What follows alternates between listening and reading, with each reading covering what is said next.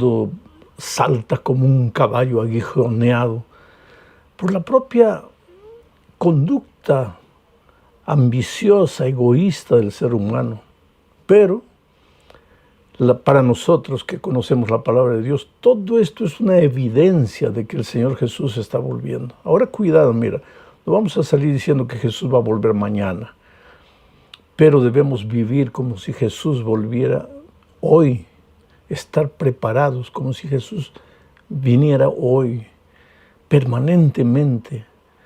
Porque en cualquier momento la muerte también nos puede sorprender. Ahora, cuando yo veo el panorama mundial, evidentemente la vuelta de Cristo es un acontecimiento cada vez más cercano. Y es por eso que debemos cumplir la misión, es por eso que debemos tomar las decisiones que hay que tomar, abrir el corazón a Jesús, arreglar la vida, en fin, ponernos al día, arreglar nuestras cuentas con Dios. A Dios le gusta arreglar las cuentas. En Isaías 1:18 dice, venid a mí y estemos a cuenta, arreglemos las cuentas. Dios no quiere que vivas atormentado por tu pasado, ¿no? Él quiere que tú arregles las cuentas con Él. Bueno, queridos, vamos a entrar a la lección número 2 para el 9 de octubre del año 2021.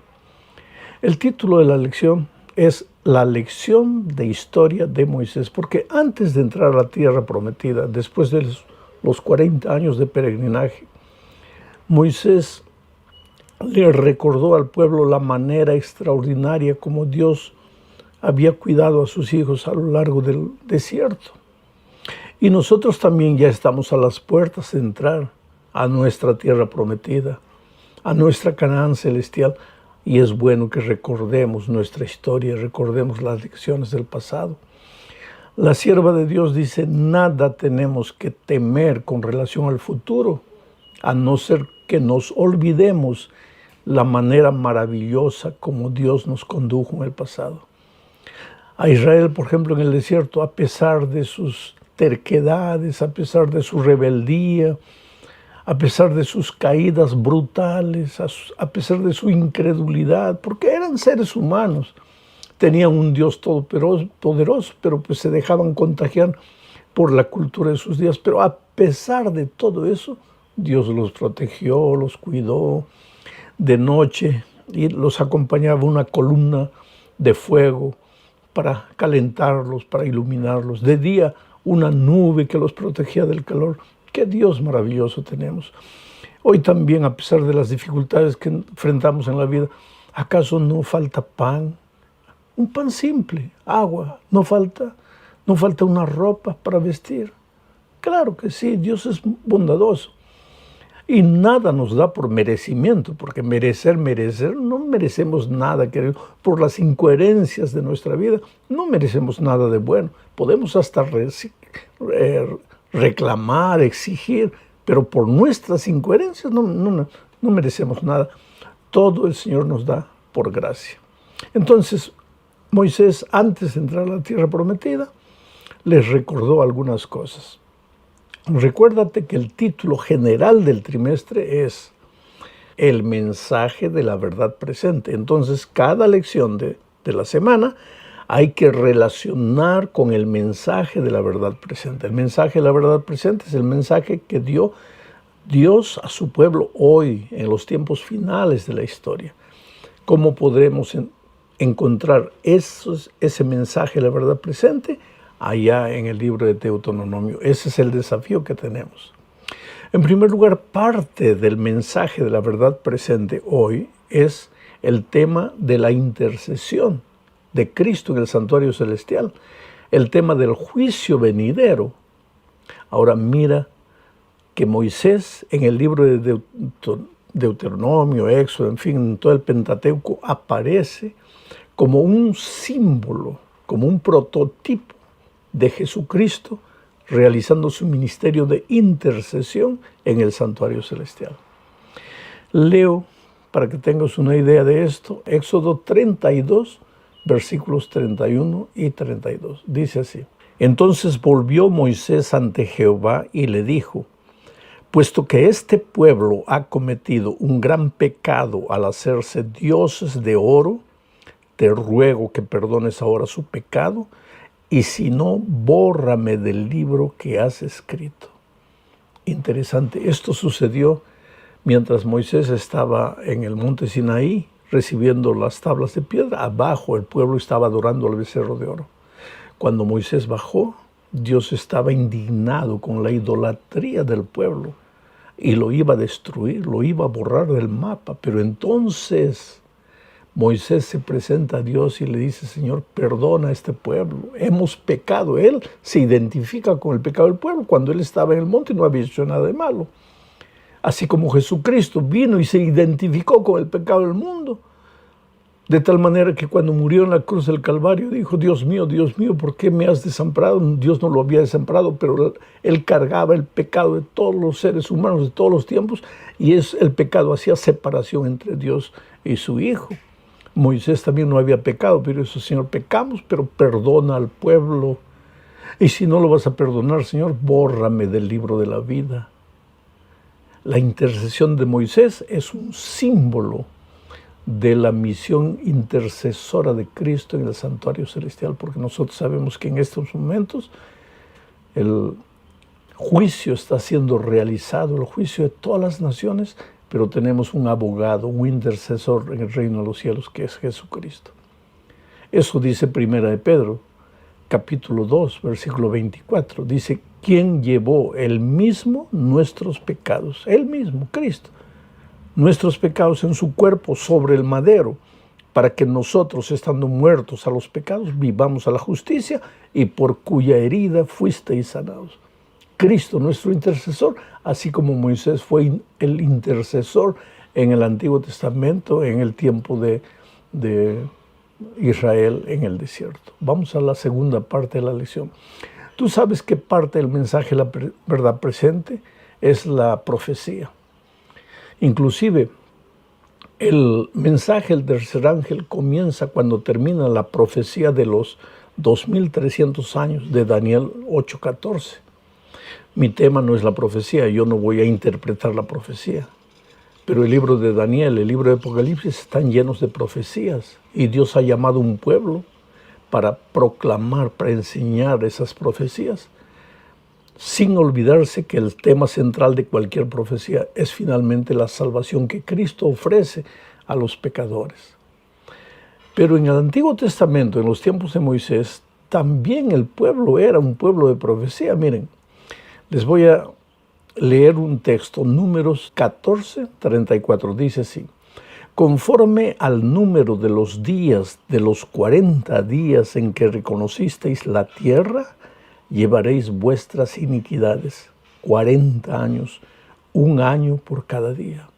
Esta fue una profecía dada por Dios, pronunciada por Moisés a un pueblo que en el límite de la frontera ya para entrar, porque ellos llevaron solo 2 años para llegar de Egipto hasta el límite de la tierra. Pero cuando ya iban a entrar, ellos fueron incrédulos. Cuando enviaron los espías y los espías volvieron trayéndole informe, la mayoría del pueblo dijo: no, Moisés, ¿para qué nos sacaste? Porque los enemigos allá son terribles. Fueron incrédulos, no creyeron en el poder de Dios. Y entonces, por causa de eso, Dios le da a Moisés la profecía para ellos. 40 días estuvieron los espías en el desierto, pues 40 años ustedes vagarán en el desierto por no haber creído. Y la profecía esa se cumplió, porque en Deuteronomio, capítulo 1, versículo 3, ya cuando están para entrar finalmente a la tierra prometida, mira lo que dice: y aconteció que a los 40 años, el primer día del 11º mes, Moisés habló a los hijos de Israel conforme a todas las cosas que Jehová le había mandado acerca de ellos. 40 años. Lo anunció al comienzo, en el momento de la incredulidad, cuando los espías retornaron de Canaán, y ahora 40 años antes de entrar a la tierra, él dice: se cumplieron los 40 años. Porque el pueblo de Dios siempre fue un pueblo a quien Dios le advirtió a través de la profecía. Entonces, nosotros hoy, con la verdad presente, predicamos profecía. El pueblo en el Antiguo Testamento, que era una réplica, quiere decir, nosotros somos una réplica del pueblo de Israel, ¿no? Porque vivimos la experiencia del pueblo de Israel, también era un pueblo donde la profecía estaba vigente. Ahora, queridos, entramos a la tercera parte de la lección, que tiene el título de 2000 veces más numerosos. Yo le pondría el título, la necesidad de organización en el cuerpo de Cristo. Sabes que Dios bendijo y prosperó al pueblo de Israel en el desierto. Nunca les faltó comida, nunca les faltó agua, nunca les faltó ropa. ¿Dónde compraban ropa? No, no compraban. La ropa con la que salieron de Egipto fue la ropa con la que llegaron a los límites de la tierra prometida. ¿Cómo una sandalia puede durar 40 años?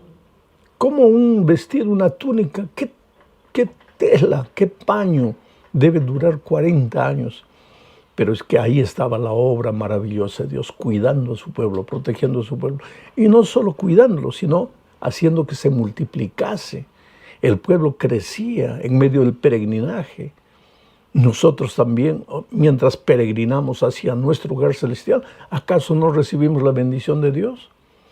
A veces decimos, Dios no me bendice, yo soy fiel devolviéndole el diezmo a Dios, pero Dios no me bendice. Oh, querido, pero ¿cuándo fue la última vez que te enfermaste?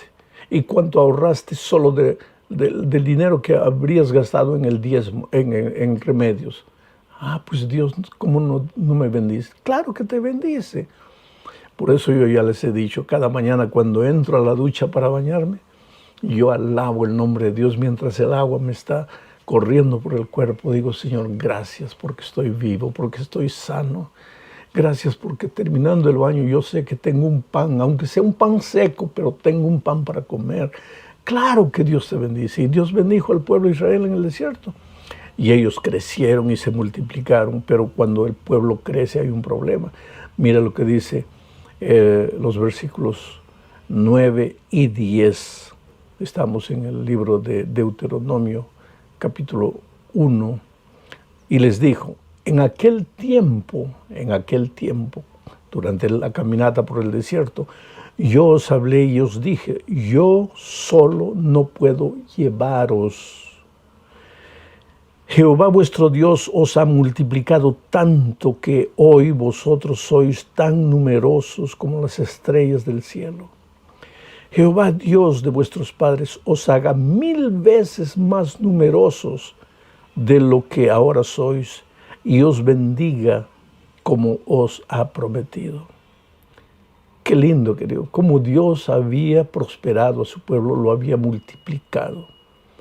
Esto Moisés le está diciendo al pueblo en la frontera de la tierra prometida, haciéndole recordar todo el peregrinaje, los 40 años. Pero ahora, al ver la multiplicación del pueblo, mira lo que dice el texto bíblico, versículos 12, 13 y 15 de Deuteronomio 1. Dice, ¿cómo llevaré yo vuestras molestias, vuestras cargas y vuestros pleitos? ¿Por qué? Porque el pueblo se había multiplicado. Dadme de entre vosotros, de vuestras tribus, hombres sabios, entendidos y expertos, para que yo los ponga como vuestros jefes.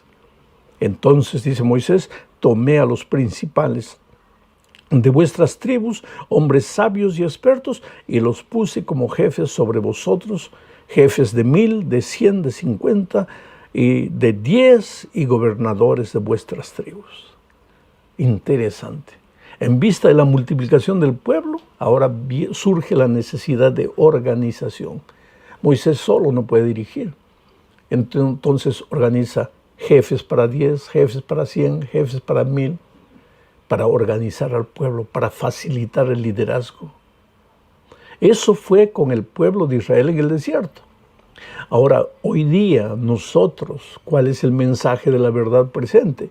Que también necesitamos una organización hoy. Hay mucha gente que dice, yo amo a Jesús, yo amo a Dios, pero yo no quiero saber nada con la iglesia, yo no quiero saber nada con la organización. Oh, querido, la existencia de una asociación general, de una división, de una unión, de una conferencia local, de una iglesia y de grupos pequeños que forman esa iglesia, todo es parte de la organización. El problema es que nosotros vivimos en una cultura que no quiere organización. Yo hago lo que me da la gana, nadie tiene que decirme nada, nadie tiene que decirme cómo debo hacer las cosas. Respeto mi criterio, mi opinión personal. Oh, querido, Dios respeta tu criterio. Este plan de la organización no es humano, es divino. Dios respeta tu criterio. Dios no te obliga. Así como tú no puedes ser obligado a aceptar el amor de Cristo, como nadie te puede obligar a aceptar la gracia de Cristo, nadie te puede obligar a aceptar la organización de Cristo. Pablo, cuando habla en el Nuevo Testamento del cuerpo de Cristo, la iglesia, habla de que la iglesia tiene brazos, tiene piernas, tiene ojos, y que la felicidad y la armonía del cuerpo depende de que todos trabajen juntos. Pero ¿qué pasaría con el cuerpo si el pie izquierdo se quiere ir a Miami y el pie derecho se quiere ir a Alemania?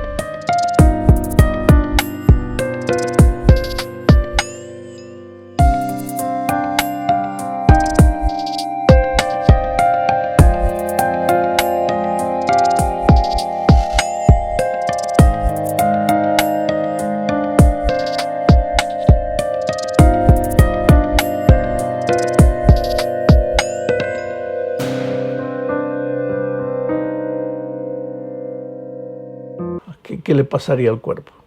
¿Qué pasaría si vas a atravesar una calle, vas a cruzar una calle, tu ojo izquierdo quiere mirar para atrás, tu ojo derecho quiere mirar adelante? ¿Qué pasaría? Sería un caos. Hay organización. Hasta en el fútbol hay organización. Tiene que haber un juez, tiene que haber un árbitro. Hay leyes, hay normas. No, el arquero no puede salir más de las 18 yardas. El delantero no puede agarrar la pelota, el defensa no puede agarrar la pelota. Si la pelota sale tocada por el propio jugador, es lateral para el equipo, tiro lateral para el otro equipo. En fin, hay normas, hay organización en todo. En la empresa donde trabajas hay organización. En los hogares tiene que haber organización.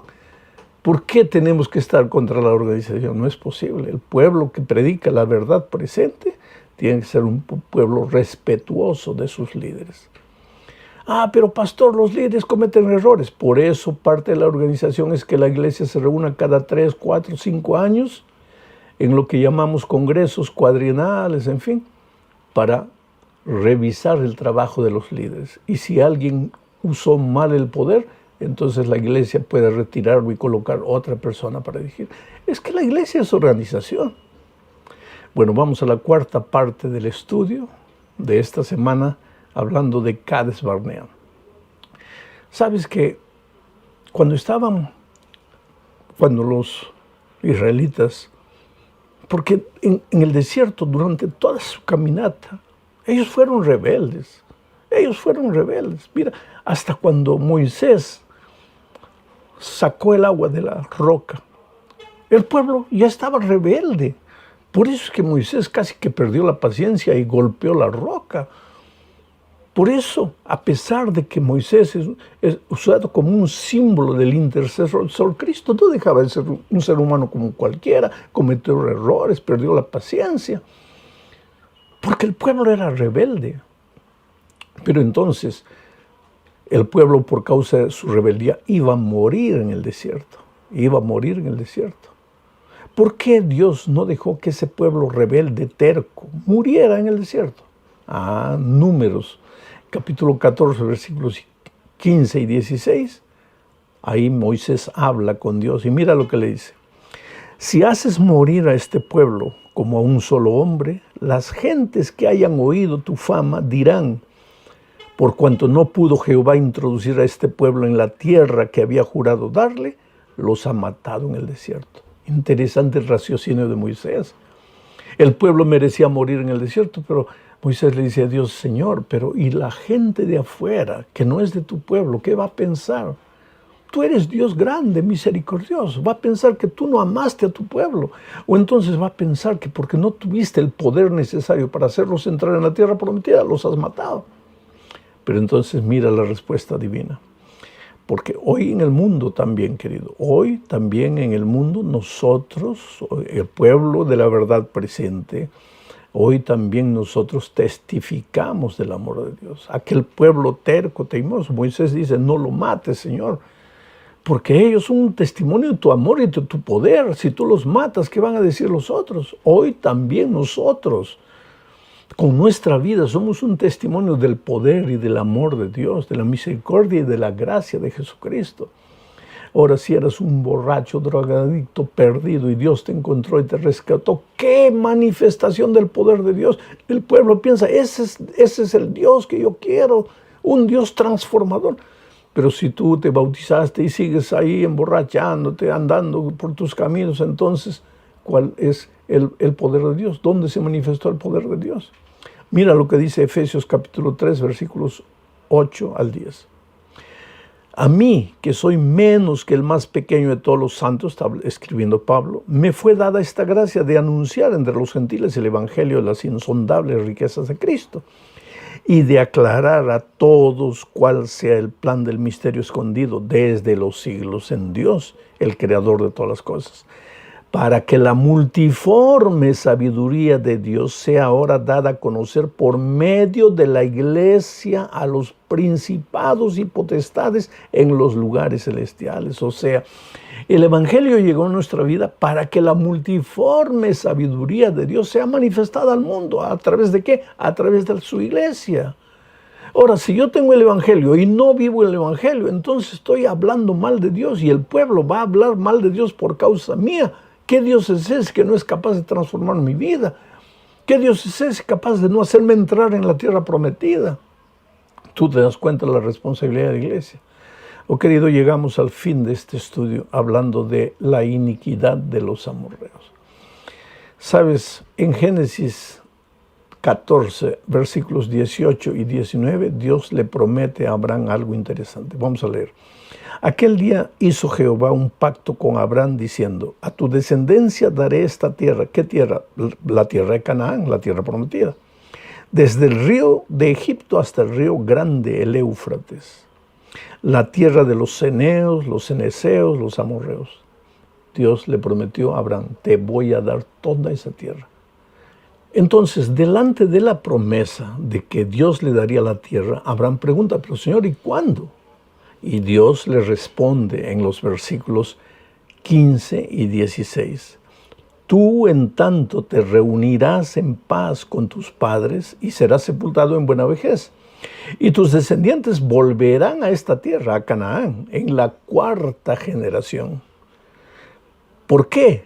Porque hasta entonces no habrá llegado a su colmo la maldad del amorreo. Mira la respuesta. Abraham es apresurado, como todos nosotros. Señor, gracias por la promesa de la tierra prometida, pero ¿cuándo me la vas a dar? Y Dios le dice a Abraham, tú vas a morir tranquilo. Pero a la 4ª generación tus hijos van a llegar aquí. 4ª generación, coloca una generación por 100 años, más de 400 años, para que la promesa sea cumplida. ¿Pero por qué demora tanto? Porque la maldad de los amorreos todavía no ha llegado a su colmo. ¿Qué maldad de los amorreos? Si tú abres el libro de Levítico, capítulo 18, y lees todo el capítulo, ahí vas a ver la maldad de los amorreos.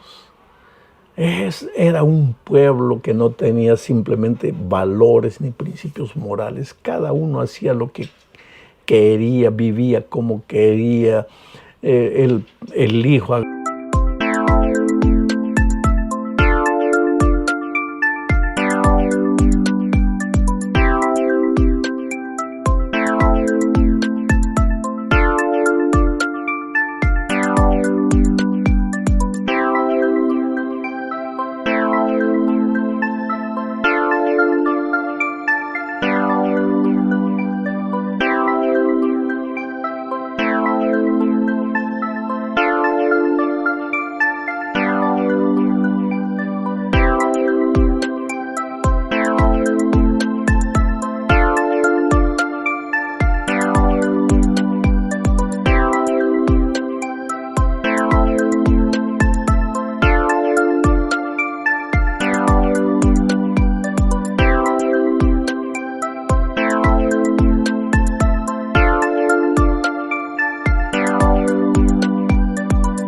agarraba a la mujer del padre, el padre con la hija, hombre con hombre, mujer, con animales. Era una cosa horrible. ¿Y sabe lo que Dios dice? Todavía no ha llegado a su colmo la maldad de ese pueblo. ¡Qué paciencia maravillosa! A veces nosotros decimos, no, Dios en el Antiguo Testamento era malo, cruel, salvaje, derramaba sangre. ¿Cómo derramaba sangre? Si un pueblo se iba hundiendo en el pecado y decía, no, calma, todavía no ha llegado a su colmo la maldad de este pueblo. Calma, todavía no ha llegado a su colmo la maldad de este pueblo. Pero querido, un día, no es que la paciencia de Dios se acaba, sino que por amor al propio ser humano que ya se está deteriorando y se está matando a sí mismo, entonces ya Dios permite que la muerte llegue. No es que Dios da la muerte, porque Dios es Dios de vida. En Dios no habita muerte. En Dios no hay muerte. Entonces, mucha gente me dice, pastor, pero Dios cambió en el Nuevo Testamento, porque en el Nuevo Testamento todo es amor, misericordia, gracia. Ah, querido, ¿cambió Dios en el Nuevo Testamento? ¿El Dios del Antiguo Testamento es diferente del Dios del Nuevo Testamento? No. Mira lo que dice Apocalipsis capítulo 19, versículos 11 al 13. Entonces vi el cielo abierto. Está hablando de la venida de Cristo. Había un caballo blanco, el que lo montaba se llamaba Fiel y Verdadero, es Cristo. Y con justicia juzga y pelea. Ah, aquí vemos a Jesús para pelear y juzgar. Sus ojos eran como llama de fuego, en su cabeza tenía muchas diademas y tenía escrito un nombre que ninguno conocía sino él mismo. Estaba vestido de una ropa teñida de sangre y su nombre es la palabra de Dios, el verbo de Dios. En el principio era el verbo. Este es Cristo que está volviendo. Y sus ropas están manchadas de sangre. ¿Por qué?